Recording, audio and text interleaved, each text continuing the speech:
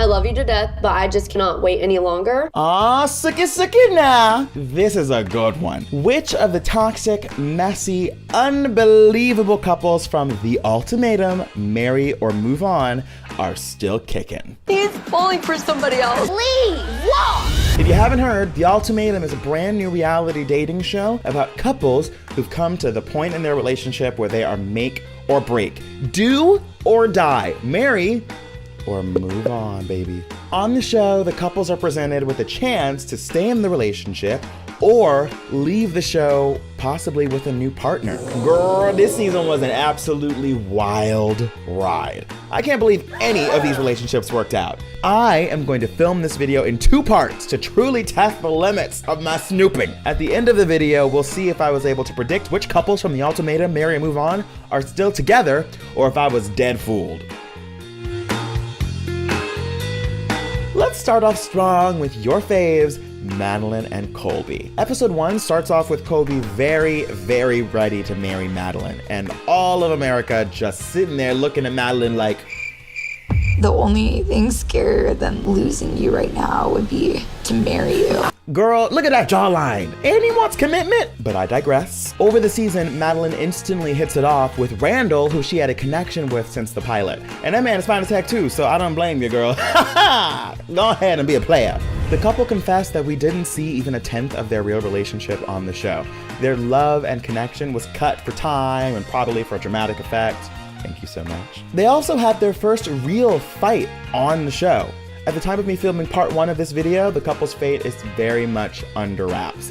But you know us, we snoopers have some juicy evidence for you. We dug into Madlyn's public Venmo records and found that she paid him for 2 golf outings in July of 2021. And then through Colby's public Venmo, we found that he paid a friend in November for a bachelor party. His bachelor party? A friend's bachelor party? Are the pair engaged? Did they break up and then did he find a new girl and immediately propose? I'm gonna vote that these two are gonna work it out, but stick around to the end of the video to see if I'm right. Yay. Next up, we have Alexis and Hunter. I'm not gonna lie, I feel like I was the only person on earth who was truly shocked at how this one turned out. Girl, I thought they were doomed. Doomed.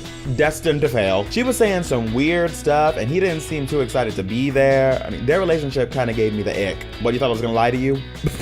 But then they left the show engaged, hitched to each other. Speechless. When I went snooping for clues whether or not this engagement lasted, I was met with the classic reality TV blackout. There hasn't been a single post of either of them on each other's socials since the middle of last year. In fact, Hunter hadn't posted more than 1 post since 2019. But hearing them talk about the show, it sounds like they don't have very many regrets. Look, I'm voting that they're still together. Signed, sealed, delivered. Next couple, Lauren and Nathan.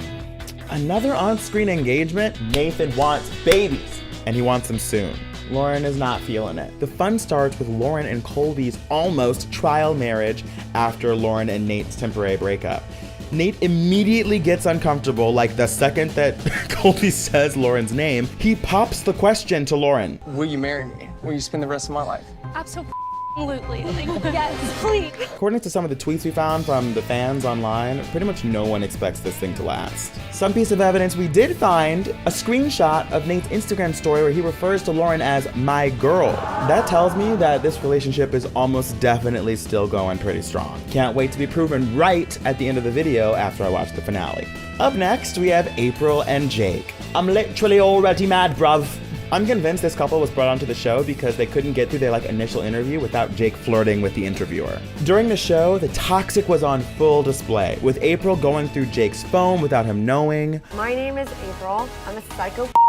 I found videos on Jake's phone. With Jake dropping the iconic, very evil villain line. Should I just stay with you because you're crying and I feel bad, or should I look out for what I really want in life? Both of them just honestly made us all consider giving up dating forever and just going to a nunnery. When searching for clues, their Instagram feeds came up pretty unhelpful. Again, the producers of the show require cast members to archive a year of posts as to not spoil things for the viewers. Their Venmo history, however, gives a tiny bit more context. It seems Jake has a new girl roommate. Could be harmless, could mean that he moves quickly and has already moved in with the girl after April. I'm not holding my breath for these two. I'm voting no. This mess is toxic and I don't think it's gonna work out.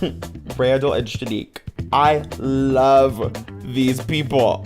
First of all, they're gorgeous and immediately caught the eye of like truly everyone on the show. And second, they seem like real human beings. They just did not deserve the stress that they went through on this show. Justice for Renique. Justice for Renique. The couple came on the show with Shanique being ready to take that big next step and Randall concerned about getting his finances in order before popping the question. It was Shanique's idea to come on the show to remind him just where his priorities should be. That backfired when he hit it off with Madlyn Vallatore. This is one of the only couples on the show who actively still follow each other on social media. To me, that is a sign that they could have nothing to hide, which could mean that they didn't get married. I am going to predict that they did not get married and they are no longer together. The pain. Rae and Zay. Listen, it's a mess.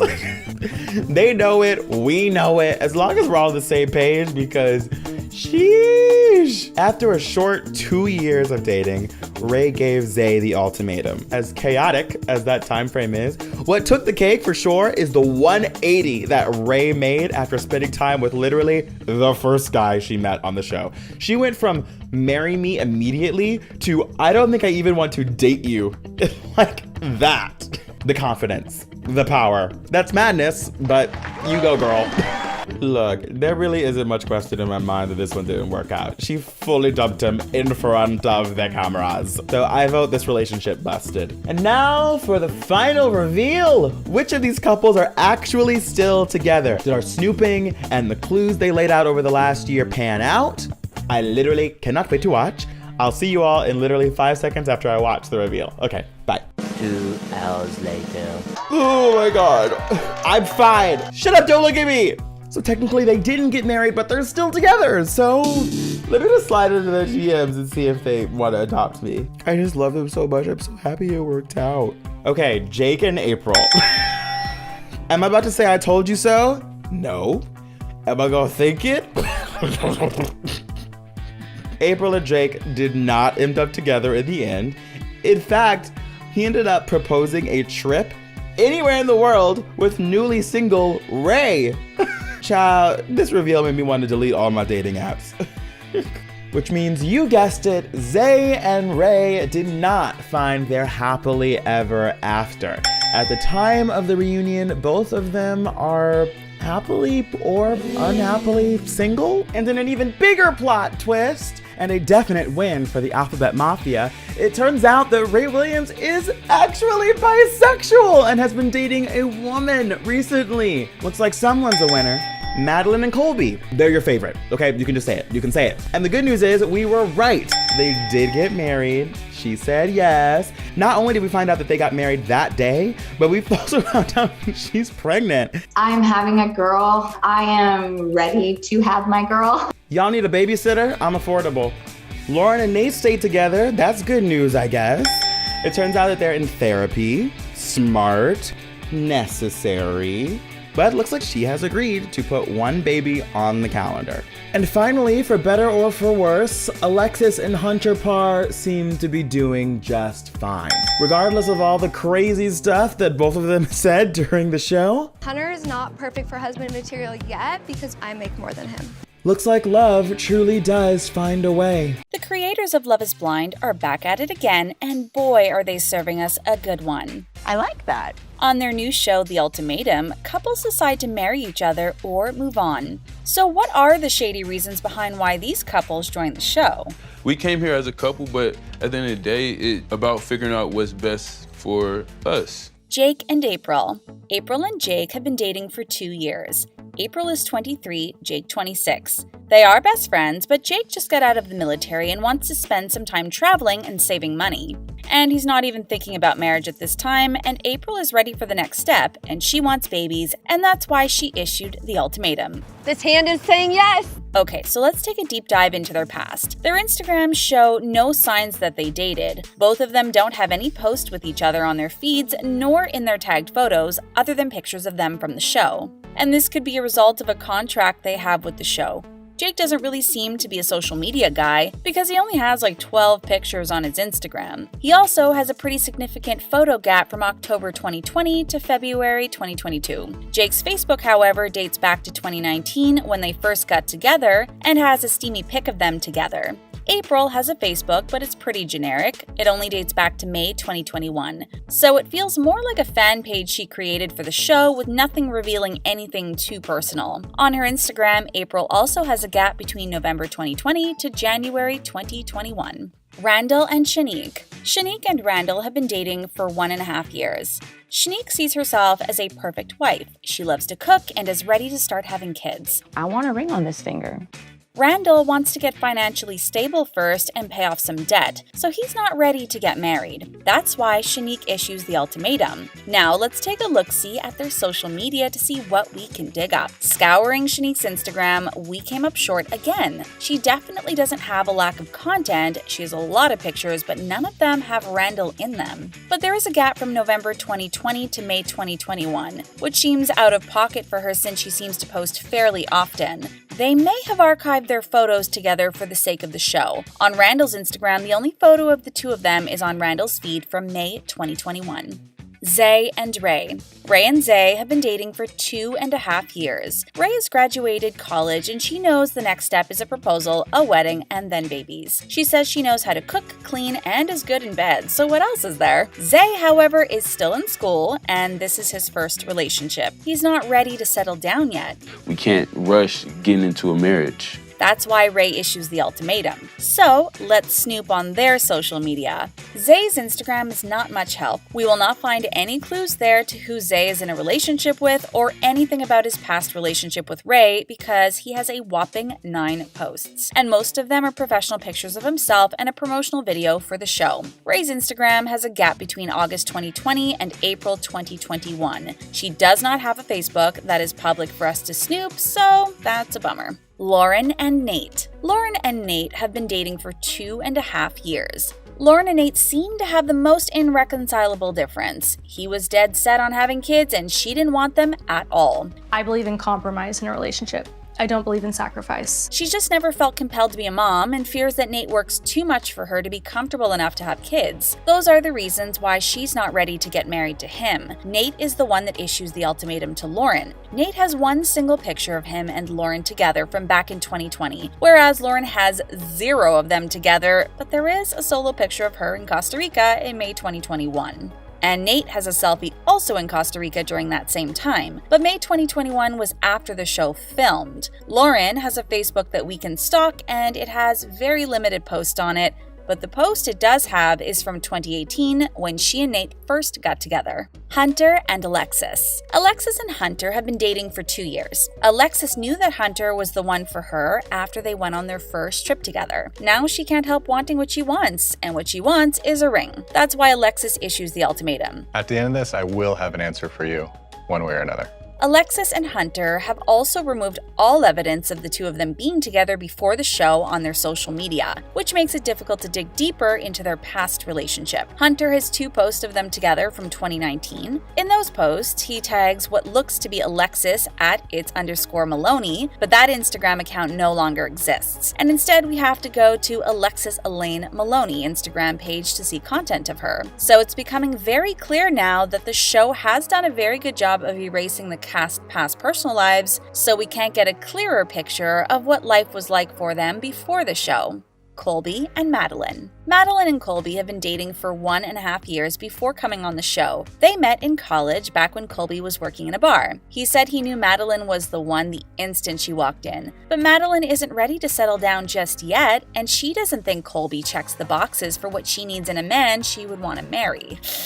But I'm not ready to get married yet. That's why Colby issues the ultimatum. There's not a single picture of them together on either of their Instagram accounts, neither in their main post nor their tagged photos. Neither of them have a public Facebook either. To say we are hooked on Netflix's new show, The Ultimatum, would be an understatement. I don't know about you, but I was stuck on the edge of my seat wondering what was going to happen next. But what kind of drama was happening off camera that we didn't see?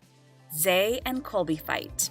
For the Ultimatum, production didn't have camera crews following the couple's every move like other reality shows do. The creator of the show has said this was a conscious choice so that the couples could feel as normal as possible. But what's the point of a reality show if you weren't going to film everything? Anyways, obviously, without the cameras rolling 24/7, they are bound to miss a few, or a lot, of things. Like what led up to the fight with Zay and Colby. We get the tail end of it the next day when the boys are arguing, but allegedly Zay convinced a woman in a bar to kiss Colby. But Zay says Colby did that on his own. The thing is, we will never truly know what happened because no one documented what happened at the bar. Cue the eye roll now. Rae, Jake, and April cliffhanger. Netflix really left us hanging at the end of episode 1, didn't they?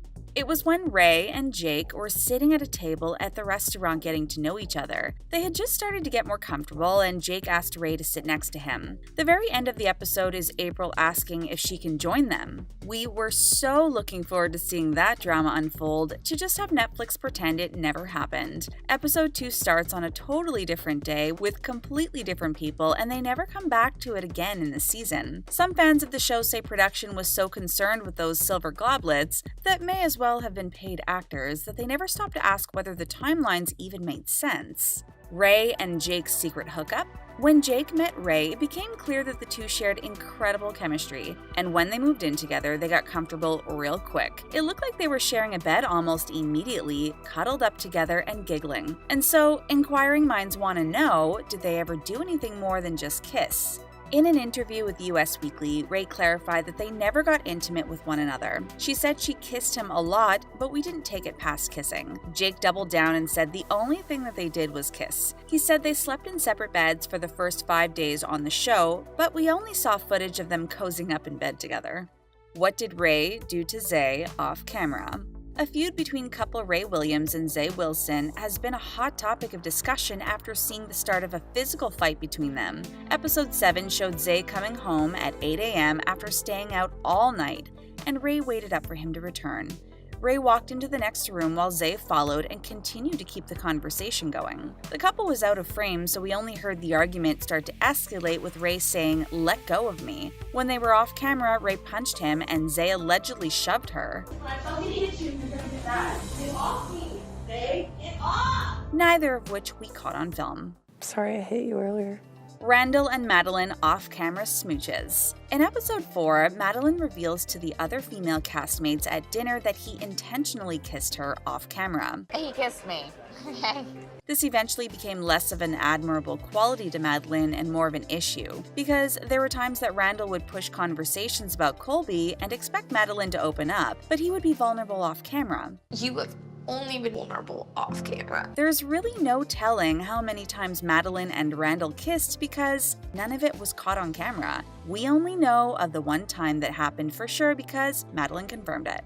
Colby and April's clubbing. Even though Colby and April didn't pick each other, they still lived together for 3 weeks and we barely got any footage from their time together. But Colby and April did go out clubbing during their time together. It would have been beneficial for production to at least use the cast members' social media accounts or text messages or anything to give us a clue as to what was going on when the cast was out. This was a reality show after all. Hunter and Alexis' proposal. According to Hunter, the producers were aware he was going to propose. He just had to come up with the right moment. But the show's creator, Chris Colin, told E! News in an interview that production didn't know the proposals were going to happen. So what gives? And we also don't know how much time they spent with the rest of the cast after the proposal episode. The only time we see Alexis again is at her bachelorette party with the girls in episode 7, and we never see Hunter again with any of the guys. Lauren and Nate's proposal. While the group was celebrating Hunter and Alexis's proposal, Nate got down on one knee for what the group deemed as a lackluster proposal to Lauren. It was awkward and weird, no doubt, and it seemed to come out of nowhere, but Lauren provided today with context not seen in the show. Nathan had mentioned his plan to propose before, after Lauren texted him with her struggles on the show. She said he told her he was going to propose to her. We also don't know if Nate or Lauren hang out with any of the other cast members after that day because we don't see them ever again. Netflix just announced the premiere of its new reality TV show, The Ultimatum. You're here because someone in your relationship has issued an ultimatum. And considering it was created by the same producers of hit show Love is Blind, we just know it's already a recipe for drama. Let's take a look. The Ultimatums. This new Netflix dating show is unlike anything we have ever seen before. We start off with 6 couples that all have something wild in common. One partner is ready to get married and the other isn't sure. One of them is ready for marriage while the other is getting cold feet. I want a ring on this finger. I'm not ready to propose. But what could be the problem? Well, ding ding, this is where the title comes in. You're gonna find out if there are people here Who might be a better fit? Each couple has set up some sort of ultimatum. Terrifying, right? But what could these ultimatums consist of? Well, the trailers do not give us any exact spoilers just yet, but these demands will certainly make or break these potential marriages. You're not sure you want to marry your current partner. The risk is that they're going to find someone else who is. Meeting new people. Here comes the drama. The Ultimatum may be the name of the show, but these demands are just the beginning of the tea that is about to be spilled all over these struggling couples. In the first week, no matter how in love the pairs are with one another, they will be forced to mingle with the others in hopes of some potential new sparks for our viewing pleasures, of course. I think it's natural to wonder what it would be like to be in a different relationship. According to our lovely hosts Nick and Vanessa Lachey, the rule is that by the end of the first week, each of the 12 stars must pick someone new to start a fake relationship with. At the end of the week, you'll each choose a new partner. And I'm sure you can see just how messy this is gonna get. Trial marriage. After sparking a connection with a newfound stranger during the first week of the show, the couples must settle into what the show likes to call a trial marriage. The cast is required to stay married to this new person for a whole 3 weeks before getting to reconnect with their significant other. The goal is to make them realize how much they miss their significant other and how much they would prefer dating them. This experience is making us all start over. Or so we can hope, right? But of course, after seeing Temptation Island, we know this can only lead to heartbreak. The trailers give no secrets to who the new potential couples could be, but I am definitely excited to see who stirs the pot. Living with a stranger. Oh, and did I mention not only do these couples have to date a new stranger, but they actually have to live with them? You'll move in together for 3 weeks. The trial marriage is truly meant to represent life after a wedding, meaning they will be required to share the same apartment with their chosen new love interest for the whole 3-week period. How do you feel about me sleeping in the bed? Uh-oh. I am sure the stars hoping to get married soon will not be so happy about these sleeping arrangements. Meet the family. Living together is not the only part of married life. This also includes meeting the family. It appears in the new trailers that these couples will be forced to meet each other's families during this trial marriage period. Sorry, I'm having bachelor flashbacks because we all know just how horrible meeting the families go. Do you think they will like the new partner better? From what he said about you, I was not happy about this at all. No boundaries. When it comes to the trial marriage phase, the biggest rule is that there are no rules. Unlike other dating shows, these couples appear to have absolutely no boundaries when living together. This means any sort of touching or intimacy is on the table. This could either be for the better or completely blow up into flames. My eyes have opened up to a lot of things that I want in a relationship. Second trial. But this first trial marriage is only one aspect of the show.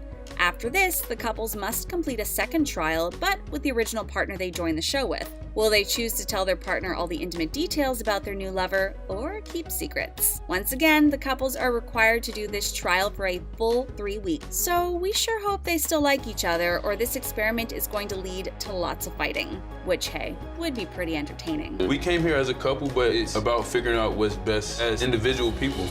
And once they are rejoined, will their ultimatums be met? Oh boy, I cannot wait to see. Big decision. The biggest rule of all is that at the end of the experiment, the couples must choose what they want to do. Will they fall for true love and marry their partner? Or will they end up with someone new? Or will their relationships completely burn into flames and leave them both single? Well, let's not hope for the last one. The only thing scarier than losing you right now would be to marry you. This could be the most important decision they ever have to make, so I wonder what they will choose. The overwhelming messiness of the ultimatum becomes apparent the instant you start trying to explain the rules. At the end of the week, you'll each choose a new partner. but it's a messiness we can't get enough of. So, what really went on behind the scenes on our new reality dating obsession? How the cast was picked. In an interview with E! News, the Ultimatum creator Chris Colin revealed a few secrets about the show from which fans were kept in the dark about. As far as finding couples willing to air their dirty laundry to the world, he said their team did everything that normal casting teams do when looking for cast members, like scouring social media. But he said the thing that they tried differently than other reality dating shows, they tried to dig deep into the community and talk to people and go to bars and places where people hang out. The crew had to drill deep to find couples that were genuinely facing commitment issues in their relationship. In your relationships, one partner is ready to get married and the other isn't quite as sure. Choosing a location. Just like on Love is Blind, the Ultimatum creators' cast is in a specific geographic area. Netflix chooses to feature couples who all live in the same city so that it is easy for them to date and live with one another. And they wanted to make sure if someone is going to make a choice, it works for them in the real world. The first season of The Ultimatum was filmed in Austin, Texas, because Colin said it sounded cool and it is a great city. More specifically, at the Austin Marriott downtown.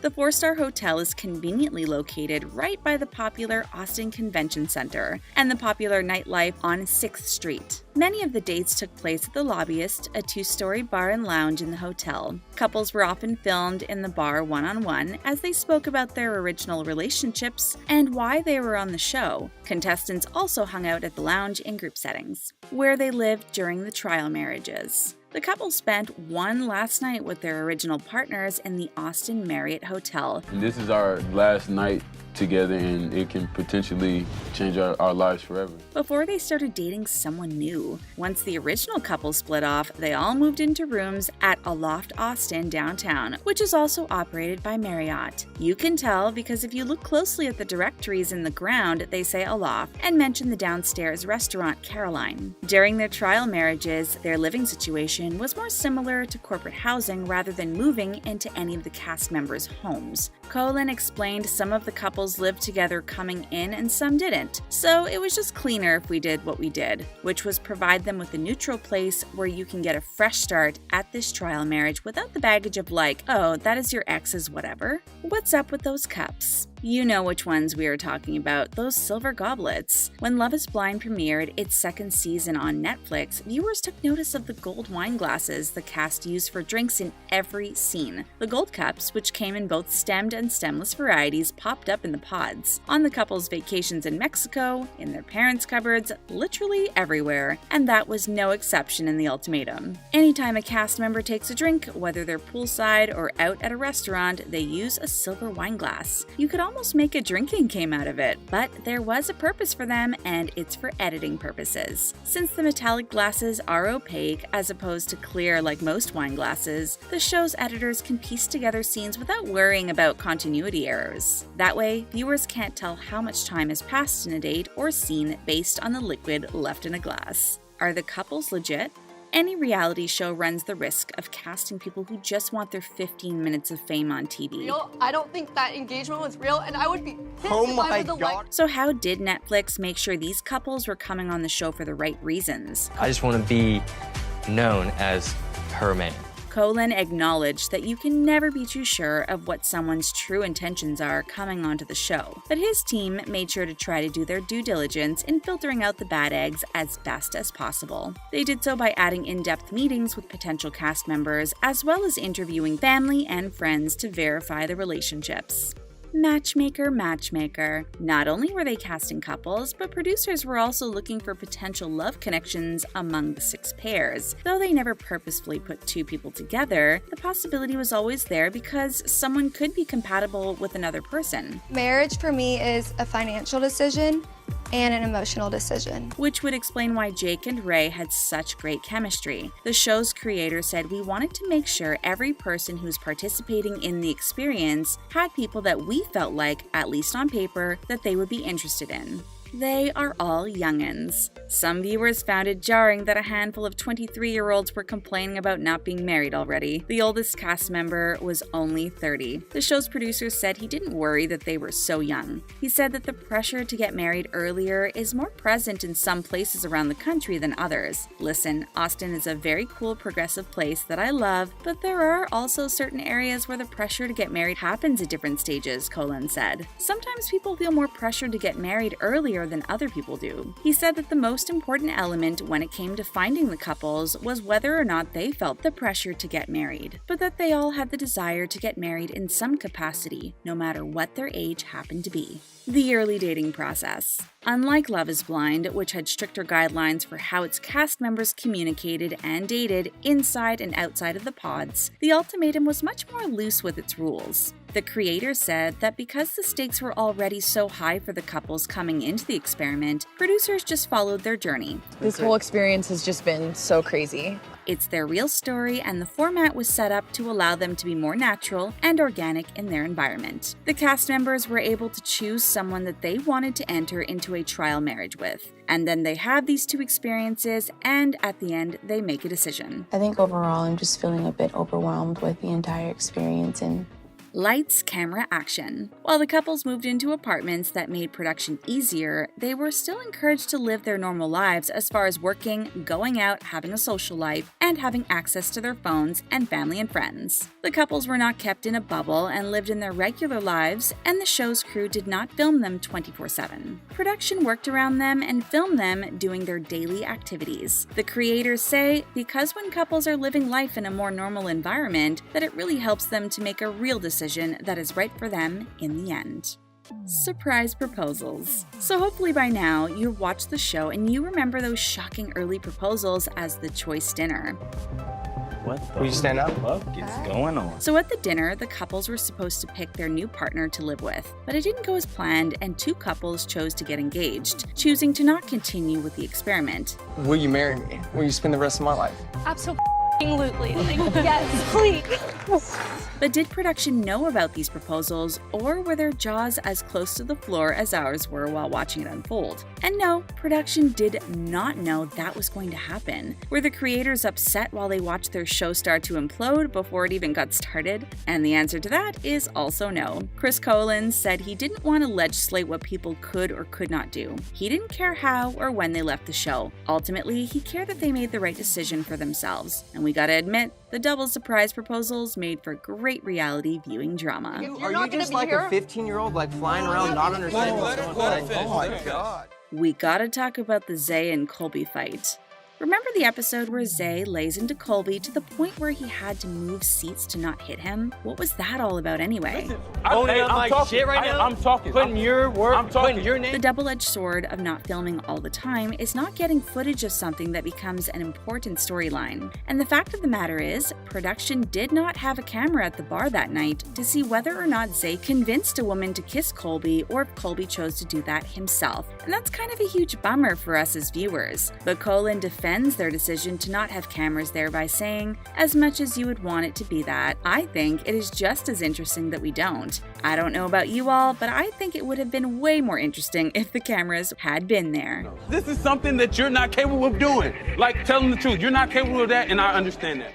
The cast hangs out a lot. Unlike some other dating reality shows, it seems like the cast of The Ultimatum hung out together quite a bit. We saw them at bars together, out to eat, and even a cast trip to a winery. Since the cast was from Austin, some of them had jobs at bars or restaurants in the area, so some of them wanted to hang out. The creators of the show said that they weren't going to police them. If they wanted to hang out, they could, and it made for more content, if they actually had cameras there. It also created a more realistic environment where the couples could see how their significant other acted if they were allowed to go out. Like in Rae and Zay's case where he stayed out till 8 in the morning. If you're talking about marriage, is that really how you want your relationship to go? It made way for a much more realistic living experience.